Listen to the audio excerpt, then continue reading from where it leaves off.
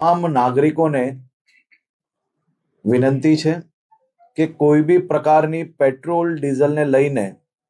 Social media હોય કે વોટ્સએપના માધ્યમથી કે કોઈ બી ઓફિશિયલ જાણકારી વગર કોઈ બી પ્રકારની આ અફવાઓમાં આવીને ભાગદોડ કરવાની કોઈ બી પ્રકારની જરૂરિયાત નથી. રાજ્ય સરકાર અને ખાસ કરીને કેન્દ્ર સરકાર દ્વારા આ જથ્થાઓ અને સપ્લાય માટેનું ડેલી નિરીક્ષણ થાય છે અને રાજ્યને તમામ પેટ્રોલ પંપો પર પેટ્રોલ ડીઝલ માટે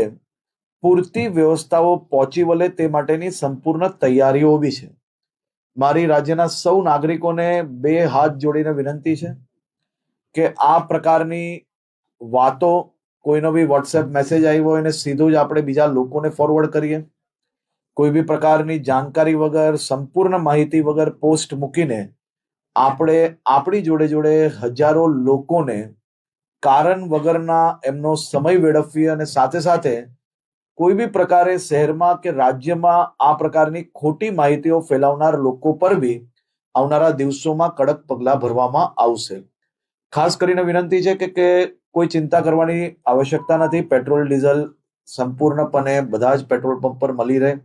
તે માટેની વ્યવસ્થાઓને ખાસ કરીને મુખ્યમંત્રી શ્રી બી દર 2 દિવસે એનું રિવ્યુ લઈ રહ્યા છે